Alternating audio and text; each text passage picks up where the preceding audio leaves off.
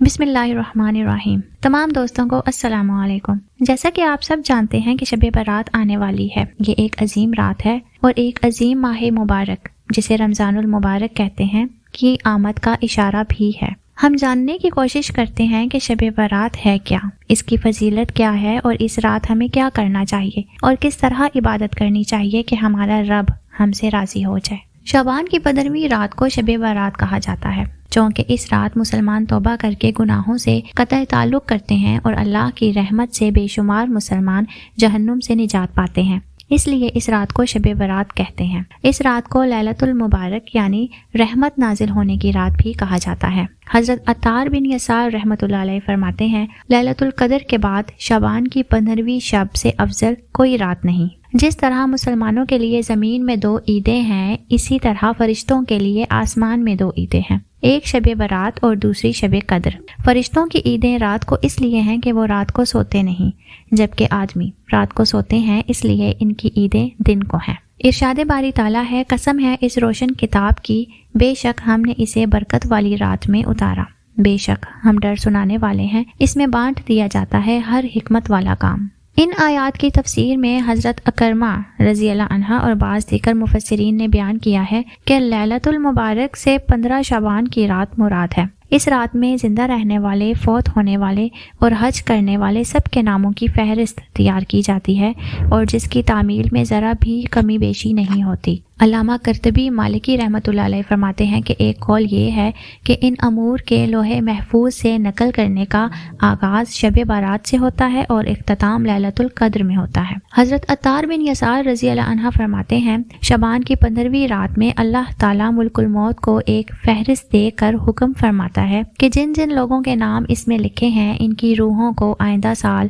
مقررہ وقتوں پر قبض کرنا ہے۔ اس شب میں لوگوں کے حالات یہ ہوتے ہیں کہ کوئی باغوں میں درخت لگانے کی فکر میں ہوتا ہے، کوئی شادی کی تیاریوں میں مصروف ہوتا ہے، کوئی کوٹھی بنگلہ بنوا رہا ہوتا ہے، حالانکہ ان کے نام مردوں کی فہرست میں لکھے جا چکے ہوتے ہیں۔ چونکہ یہ رات گزشتہ سال کے تمام اعمال بارگاہ الہی میں پیش ہونے اور آئندہ سال ملنے والی زندگی اور رزق وغیرہ کے حساب کتاب کی ہے، اس لیے اس رات میں عبادت الہی میں مشغول رہنا رب کریم کی رحمتوں کے مستحق ہونے کا باعث ہے، اور سرکار دو عالم صلی اللہ علیہ وآلہ وسلم کی یہی تعلیم ہے۔ آپ صلی اللہ علیہ وآلہ وسلم نے فرمایا ہے، بے شک اللہ تعالیٰ شعبان کی 15ویں شب آسمان دنیا پر اپنی شان کے مطابق جلوہ گر ہوتا ہے اور قبیلہ بنو کلب کی بکریوں کے بالوں سے زیادہ لوگوں کی مغفرت فرماتا ہے۔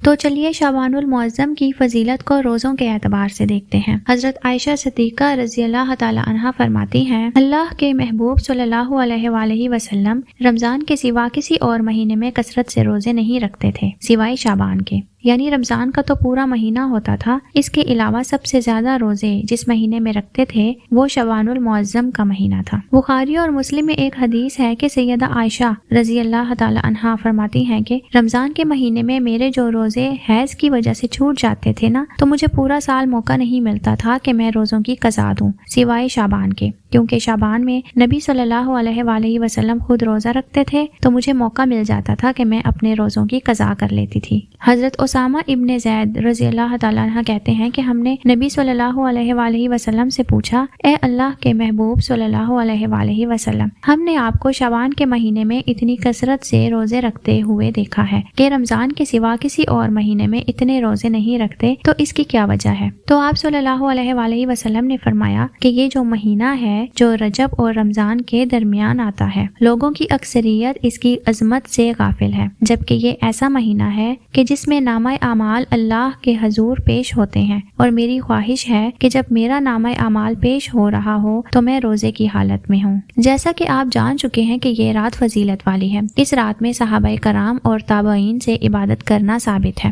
وہ حضرات بھی اس رات میں عبادت کرتے تھے، تو ہمیں بھی اس رات کا فائدہ اٹھانا چاہیے اور اللہ تعالیٰ کی خوب عبادت کرنی چاہیے تاکہ اللہ تعالیٰ ہمیں معاف کر دے۔ اتنی بات ضرور ہے کہ اس رات کے لیے کوئی عبادت خاص نہیں ہے، جس کا دل چاہے قرآن پاک کی تلاوت کرے، جس کا دل چاہے نفل نماز پڑھے۔ اگر کوئی یہ کہتا ہے کہ اس طرح سے عبادت کرنے یا یہ پڑھنے میں زیادہ ثواب ہے تو وہ بالکل غلط کہتا ہے۔ یہ ایک بے بنیاد بات ہے۔ آخر میں اللہ تعالیٰ سے دعا ہے کہ وہ ہم سب کو ایمان پر استقامت عطا فرمائے اور ہماری تمام عبادات کو اپنی بارگاہ میں قبول و منظور فرمائے۔ آمین ثم آمین۔